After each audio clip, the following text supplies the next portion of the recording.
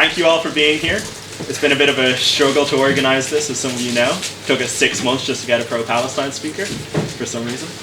But anyway, so for those who don't know, I'll keep it short.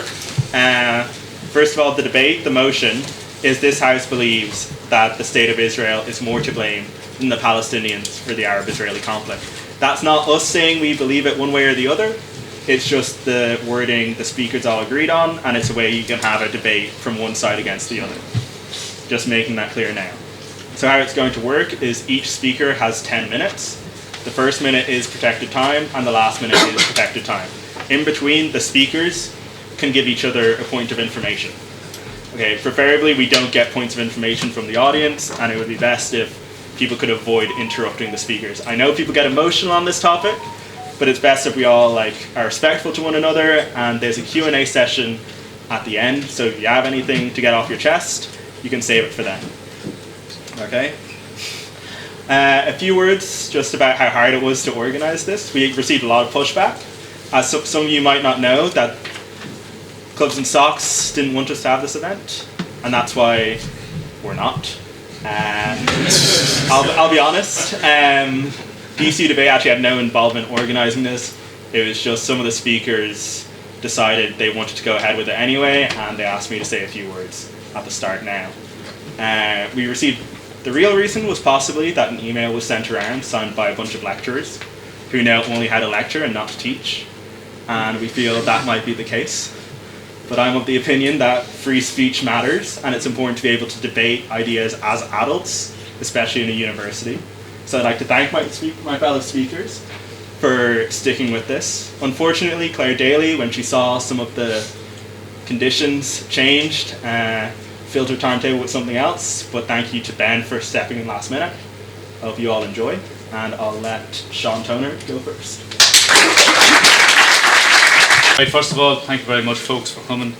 Thank you to the Ireland-Israel Alliance for attending, Mark, Jamie, and Ben for not letting me speak on my own last minute. I want to open up with a quote, Isaiah 57:19.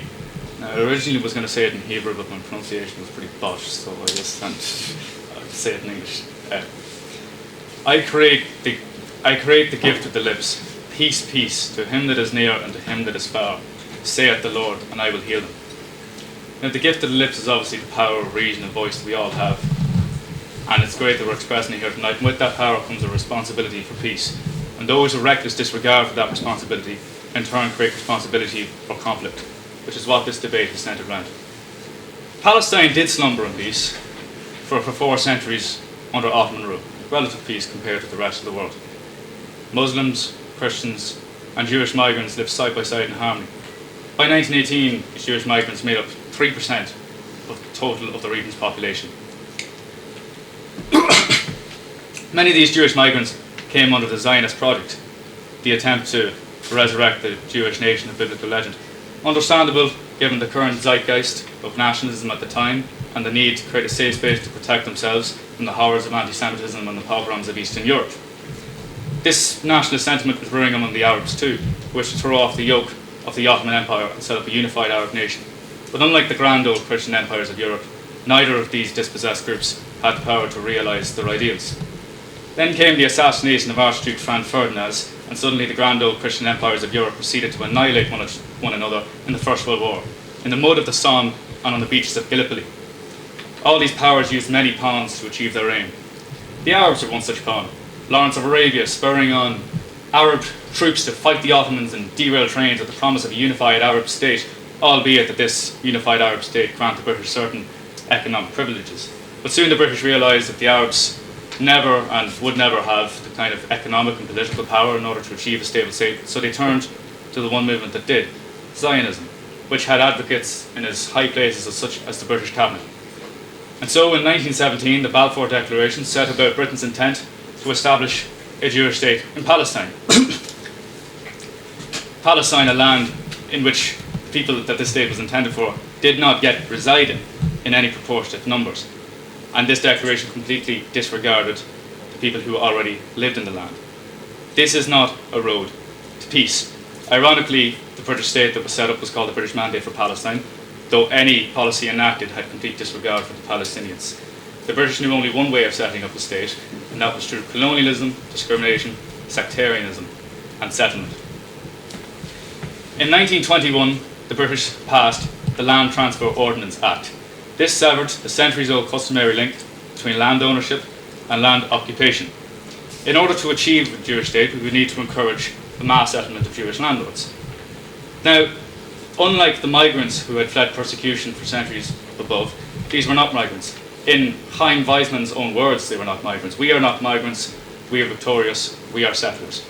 These are his own words. The Jewish National Fund was created, which subsidised these landlords, providing them with vast financial assets that made them outprice and outsource the local population. By 1930, almost 10% of rural Arab population, the Faladin as they were known, were completely dispossessed and made homeless, swarming into the urban centres, creating rundown shanty towns, and dispossession and contempt. The Rob Home Report of 1936 outlined several discriminatory policies that were required by the Jewish National Fund. European settlers were not entitled or allowed and were prohibited from transferring land to Arabs, from selling their produce to Arabs, from hiring Arabs. The same report said that by 1930 Arabs were suffering mass homelessness, mass dispossession, and unparalleled scarcity, as 20% of the population now had exclusive control of 40% of the country's food supply. Now, of course, it will probably be rightly pointed out from Mark, there were horrible instances, the 1929 massacres in Hebron, 1921 in Jaffa. 133 Jews were butchered in Hebron, 110 Arabs were also butchered in reprisal attacks by the Haganah. But are these conflicts really the results of centuries-old anti-Semitic hatred? Or are they the inevitable outcome of successful Zionist policies? After all, the entire pro-Israeli argument for the current war in Gaza is all about context. The dispute boiled over in 1936 with the Arab uprising against British rule, bloodily repressed by the British, who sent more troops into the region in 1 year than they had in India during all the time. Many Jewish militias were formed to readily assist the repression of Arab groups. The Midnight Supremacy Squad was formed, known for their horrific nighttime attacks on Arab homes and families.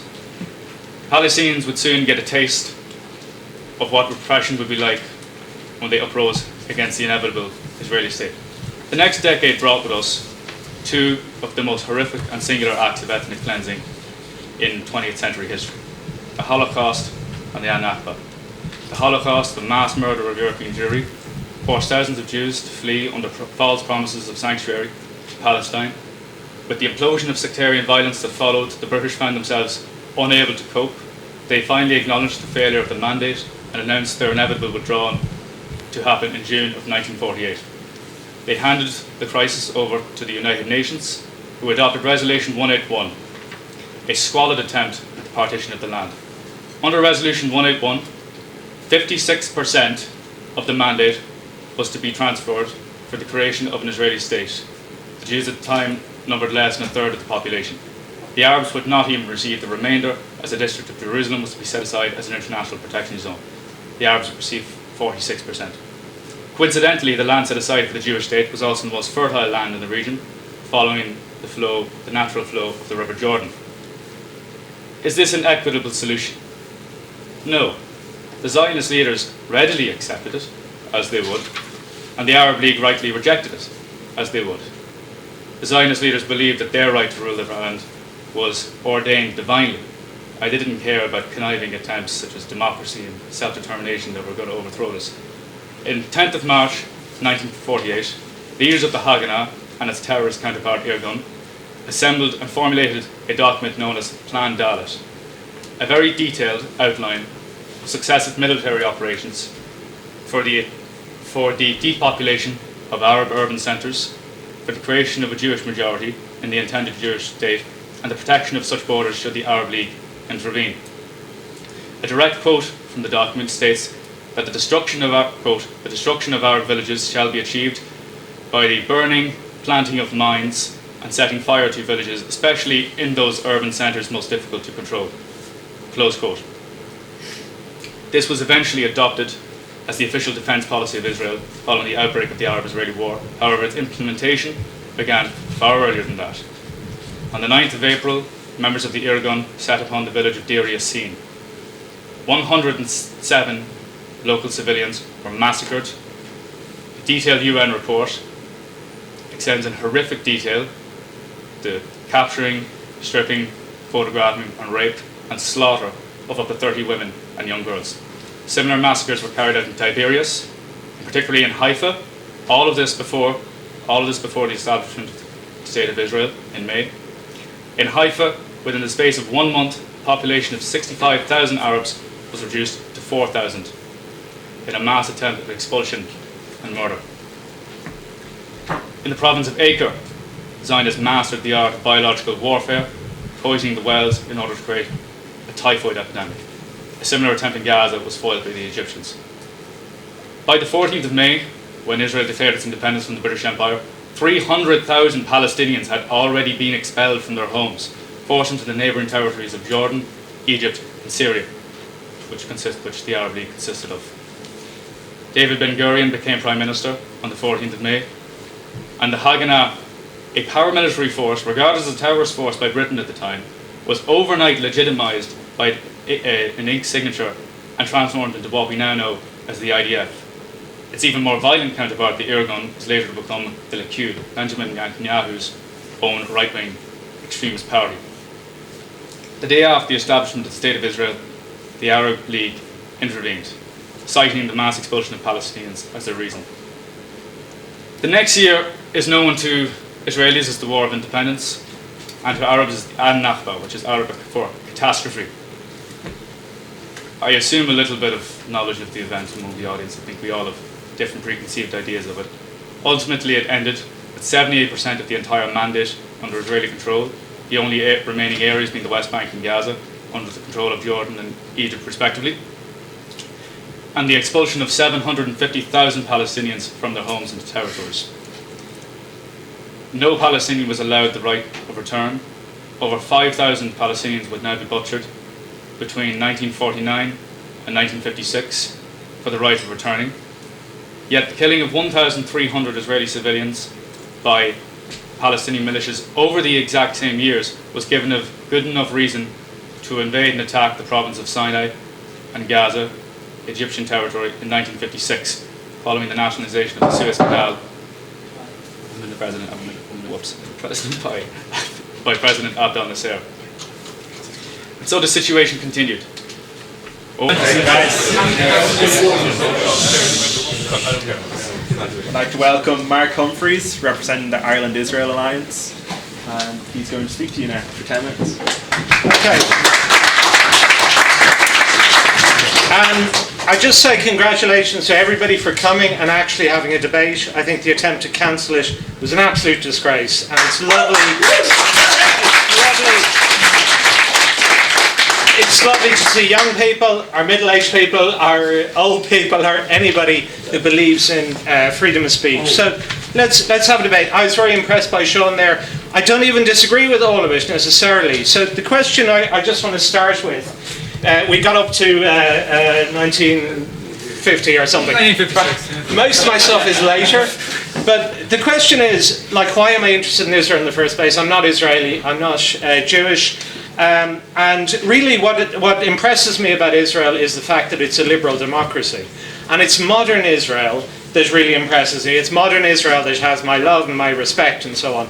Now, so I'm not going to give you some kind of story whereby everything that happened up until the modern age was fine. The whole complexity of population movements, of the end of empire, the end of the Ottoman Empire, the end of the British Empire, that all that was fine, because I don't actually believe that. And once things got sorted out and you had a liberal democracy, what you have, in my opinion, then, is one of the more admirable states in the world. A state that has had regular elections since, I think, 1948, or maybe 1949, or whatever, but absolutely regular. They just go on like clockwork this way. So I think a bit like Ireland, the whole history of the region is very complex, and I don't put it into goodies and baddies for several thousand years. I was struck by a couple of things, and I'm going to move on to the present day, but I was struck by a couple of things about the past. So one thing is, if you consider a place like Hebron, Hebron is often talked about as a place where Jews should not live, right? It's this small enclave of Jews surrounded by a large number of Arabs there on what's now called the West Bank. But of course Hebron has a synagogue built in 1540. So how did that happen? How could Hebron have a synagogue? Of course it has more than one synagogue. In fact, Jews lived there for 3,000 years until the massacre that was mentioned there by Sean in 1929. So the question is, after that massacre, the Jews of Hebron were all driven out. One of many massacres, many population movements. I agree, I'm not painting just an absolute goodies or baddies for centuries and thousands of years. But the question is, they came back in 1967. Are they allowed to come back? Or does the 1929 massacre stand? Does that ethnic cleansing stand? My point of view is there are no easy ways to answer any of these questions, and so people should just attempt to be reasonable and draw some borders and live in peace. And that's the problem that I have with the Palestinian side. Here's another thing for you, in which you're probably, maybe some of you are aware of this, but a lot of people aren't. So in 1905, say, Jerusalem was 74% Jewish. Now that's not an opinion, you just looked that up. It was a majority Jewish city, and there was a Jewish quarter. So how does the Jewish quarter happen in Jerusalem? But also, what happened to the Jewish quarter? Now, some of you, I think Sean, I bet knows, right? But some of you may not know, and generally speaking, I never meet anybody who knows what happened to the Jewish quarter. And then you ask a question, should Jews be allowed to live in the Jewish quarter of Jerusalem? And that really is a big thing, right? Because a lot of people there would say no. And you would say, well, why did they say no? Because it's outside the 1967 lines. Now, there were population movements. The Arabs immigrated. There was huge Jewish immigration into the British Mandate, and even before that, in Ottoman times. There was Arab immigration as well. The Arab population doubled between World War I and the establishment of Israel. Then there was the appalling 1948 war. We'll talk about that. After that, nearly 1 million Jews were expelled from around the Middle East, North Africa, Arab countries. Almost not talked about by anybody. Where did those million Jews go? A lot of them went to Israel, and the majority of Jews in Israel now, with a bit of intermarriage, have Middle East, North African ancestry. That's a fact, not an opinion. So the majority have Middle Eastern or North African ancestry. So I want to just talk about the core of the problem, and it's very hard in a minute or two, but I think if there's one thing that sums up the problem, or the core of the problem, it's the fact that it's a state of non-Muslims in the former Ottoman Empire who wanted to establish a state in which they would be the majority and in which there would be a Muslim minority. And fundamentally, I think that is the problem of that led to Arab rejectionism, all leading up to 1948, and in fact even today, which is the concept that this non-Muslim minority, historic minority within the Ottoman lands, could actually set up a state and rule over Muslims. Now, if you know anything about Israeli Arabs, you know that they're wealthy, they're long-lived, they have the highest life expectancy of any Arab group at all, are Israeli Arabs. So they didn't necessarily lose. Any Muslim minority caught up in the new Zionist state would actually be onto a good thing and be part of a good thing. So why oppose it? And indeed why oppose it today? So let me say something that may seem a bit kind of not so nice, which is I think there's two things I want to say about the Palestinian cause, and I'm not pushing these on these two. Sean was very rational and logical, but I think the Palestinian cause is fundamentally racist, and I think that's a mean thing to say, but let me bear me out. So, as you know, as we move towards the present day, well, and in the past as well, but as we move towards the present day, there are these extraordinary attacks on civilians. The Second Intifada was full of them, where people just walk into a coffee shop and blow themselves up, and there's no military target, there's just a bunch of families sitting there having their dinner, and obviously the climax of this was October the 7th. Now, the point is, on the Palestinian side, I don't mean Westerners who support the Palestinian cause, but the Palestinian leadership itself, do they actually believe in the concept of a civilian?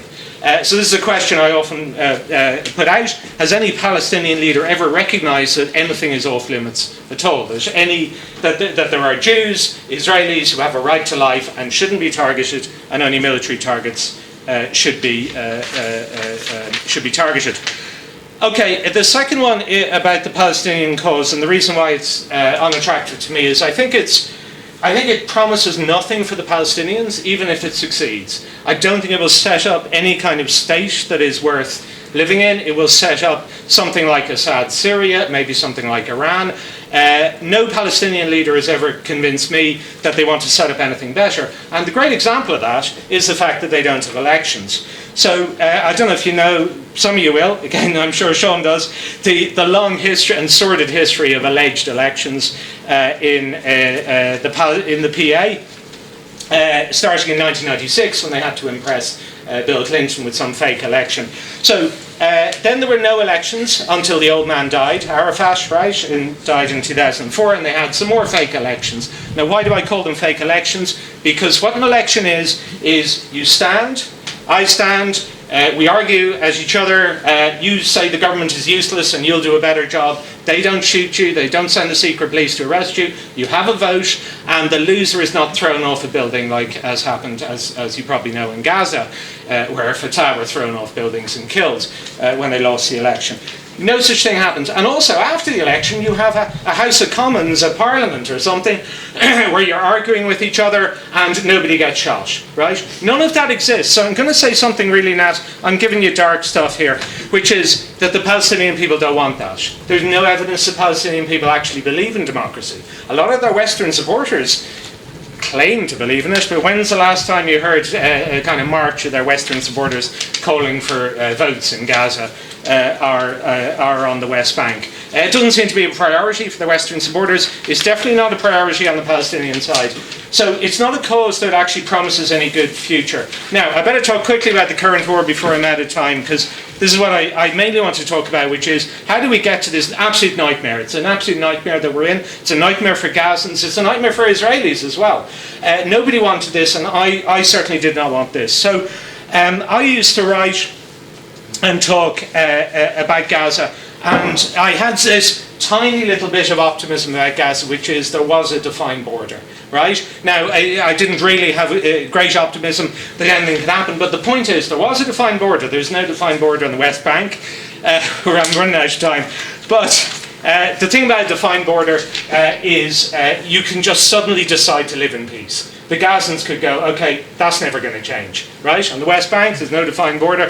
But what the Gazans could have done was simply, starting in 2005, when all the Israelis pulled out, what they could have done, and this drives people mad, but I've said this before in a talk, I said they could have pursued peace, work, life, shopping, swimming pools, Mediterranean cafes, well, all of which they had, by the way, before they decided to burn the whole thing to the ground on October the 7th. They could have lived in peace. They would now be this wealthy Mediterranean enclave by the sea, having lived in peace since 2005. There'd have been none of these wars, none of these rocket attacks.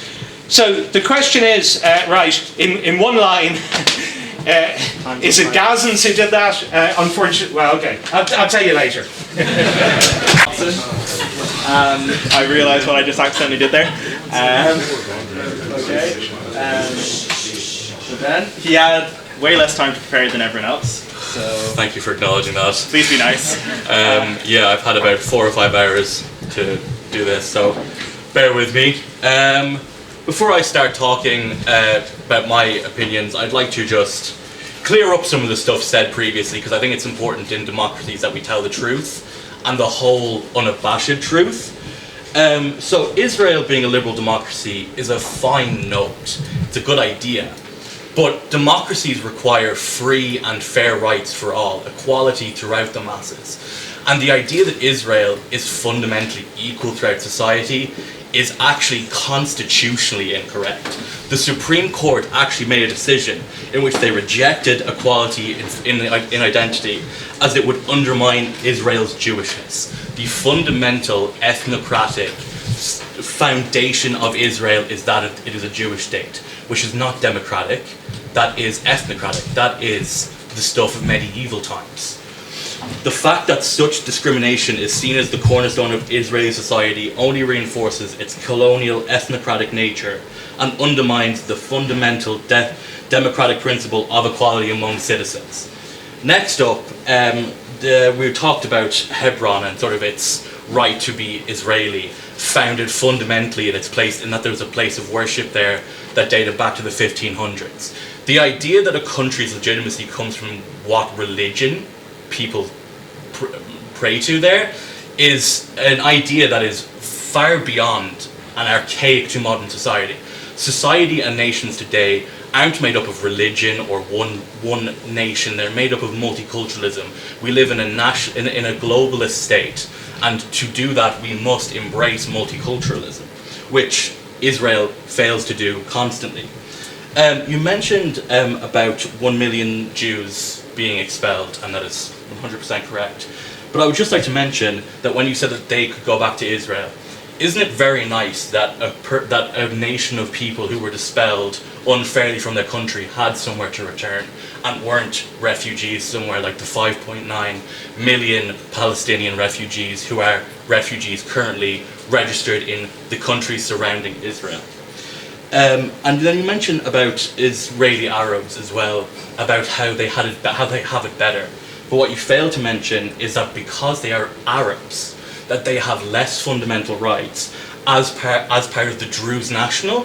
So the Druze National places primary concern for rights, economic and cultural rights, on Jewish people that have emigrated from Europe. Below that is Jewish people from the Arab states, and then Israeli Arabs. There is an actual tiered system towards the opportunity of rights available to people. Another point that you mentioned was about this Palestinian leadership, and that this Palestinian leadership, but you failed to mention that there isn't one Palestinian leadership, that it's split. It's Gaza and it's West Bank. It's not one united Palestinian leadership. And you mentioned about being racist, about fundamentally being racist, but incorrectly grouping these two groups together with their own social issues, with their own issues, their own problems, is in itself a racist thing. The PLO and Fatah are not the same as Hamas. Hamas are a terrorist organization unabashedly, but to group in all of Palestine, all of Palestine's political organizations, because one bad group is a terrorist, is a fundamental misrepresentation of the argument. And another point you mentioned about impressing Bill Clinton and the Oslo Accords, I'd like to mention and bring up the actual main fact of that the Oslo Accords were derailed not by Palestinians, but by far-right Israelis who assassinated their democratically elected prime minister. It was Benjamin Netanyahu and his far-right cohort that called for the assassination of Yitzhak Rabin because he decided to work with the Palestinians and Yasser Arafat. And that brings us on to the second point about democracy and this lofty idea that once you're in power, nobody gets shot. And yet, Yitzhak Rabin shot, assassinated. This idea that Palestine don't have an idea of who's off limits. And yet the very military organization that Benjamin Netanyahu and Ido, his brother, belonged to, the military intelligence, took pot shots at Yasser Arafat while he was in a peace conference in Lebanon trying to bring this resolution to a democratic solution. The Israeli Secret Service took shots at him, and the only reason that he wasn't murdered that day is because, as Ido and his group had clear shots, Yitzhak Rabin and the democratically elected middle group told him that they couldn't fire because it was anti-democratic.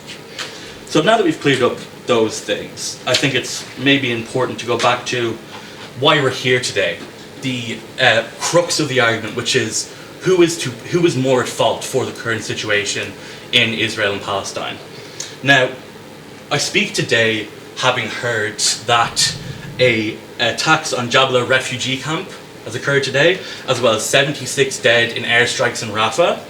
Now, these are not military targets, these are uncoordinated war casualties, civilian casualties, Israeli firing airstrikes where they can to kill who they can. This was reported by Al Jazeera.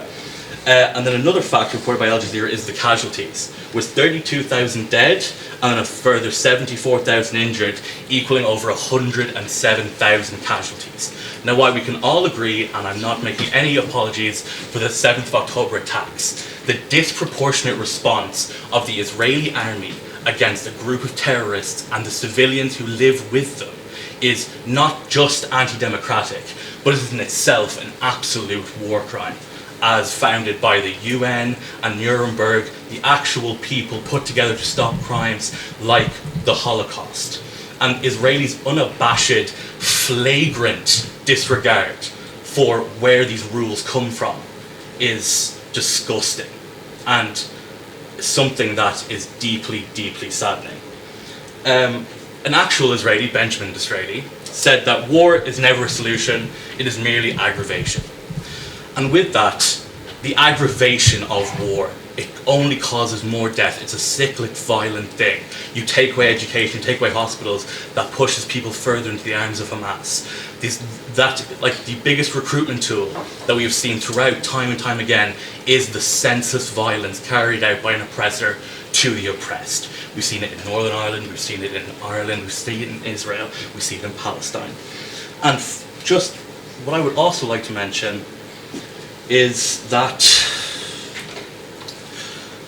just the illegal violence in Palestine, it's not just a thing that happened on the 7th of October, it's been carried out for generations. In 67, Gaza Strip, which is a land that's about half the size of Louth but contains 2 million people, was occupied by the Israelis and not let go until 2005. It was illegally occupied against international law, international mandate, and any sort of common sense ideal of how to run a country. It was given back in 2005 in accordance with the idea that they hold free elections. These elections, the legitimacy of them is questionable, saw the rise of Hamas in the West Bank, in Gaza, and the separation of Gaza from the West Bank. It is here that you can no longer consider the two the same thing. When you discuss the violence perpetrated by Hamas and then lumping it in with West Bank, that only allows for colonialist settler attitudes like that carried out by the current War Secretary of Israel, Avi Gari, that allows people to come into the West Bank and take land that doesn't belong to them, land that shouldn't belong to them, land that is culturally, historically, religiously, if you want to make the argument, I don't think we should, not Israel's. It is not Israel's, it is the Palestinians. So I've come in a little less 10 minutes, so I'll yield time to the floor, to questions, whatever. Thank you.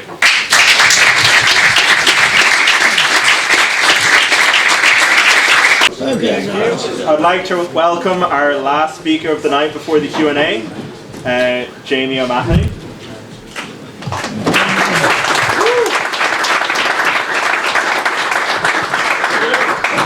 So, good evening everyone. Firstly, I'd like to thank you all for coming out, and to Cormac for organising this. I know it wasn't easy.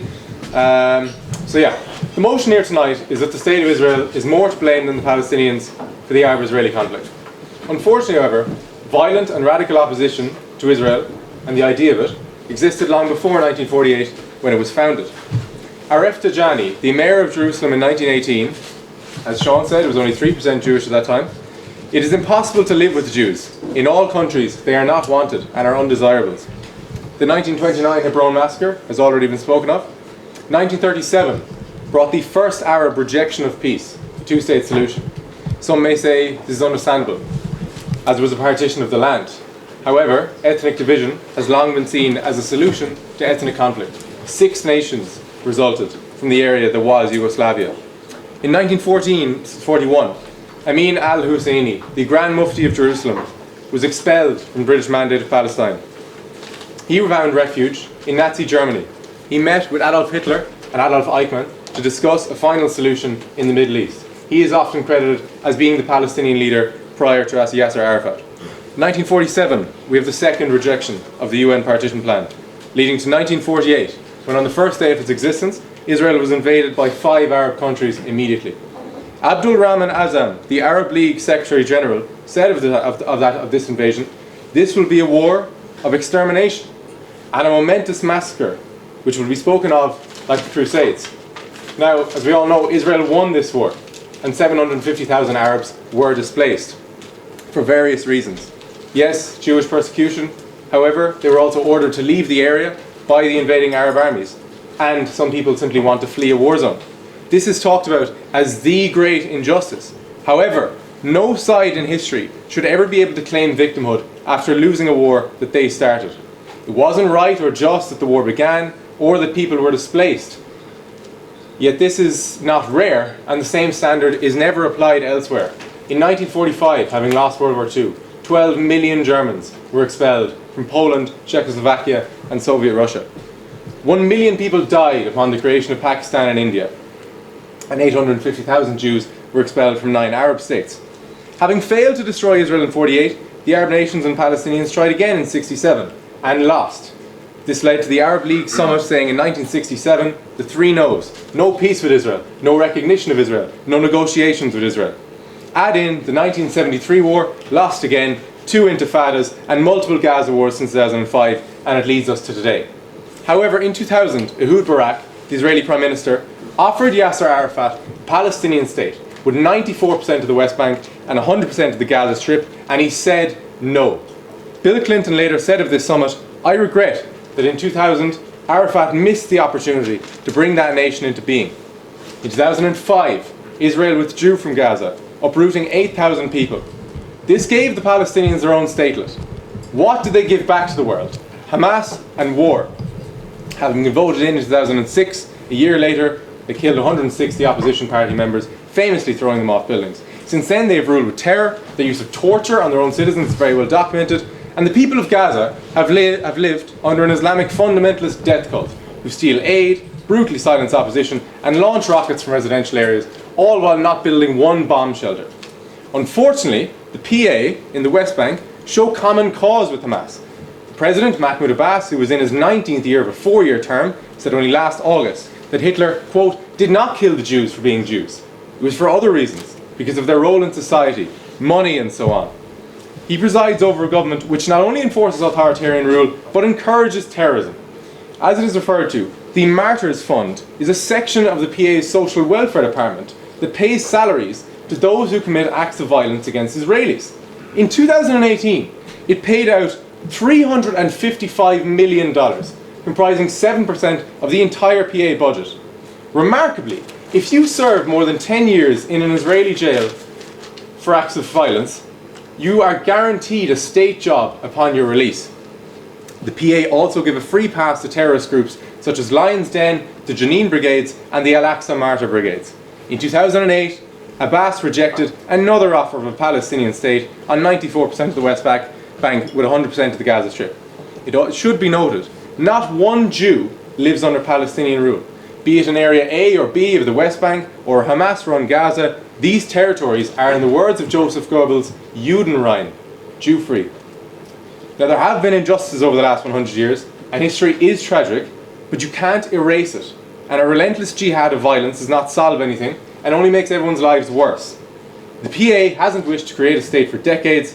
Every time Israel has offered a deal of nationhood, the Palestinians have rejected the offer, often violently. They have proven at every opportunity their unwillingness to self-govern and desire to do violence against Israelis.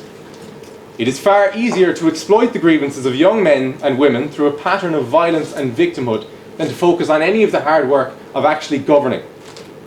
Israel has shown it wants to live in peace and prosperity while remaining secure. If that involves maintaining military guarantees against those who seek its destruction or harm, so be it. Yahya Sinwar, the Hamas leader in Gaza, said during the so-called peaceful March of Return in 2018, "We'll take down the border with the Jews and tear out their hearts from their bodies."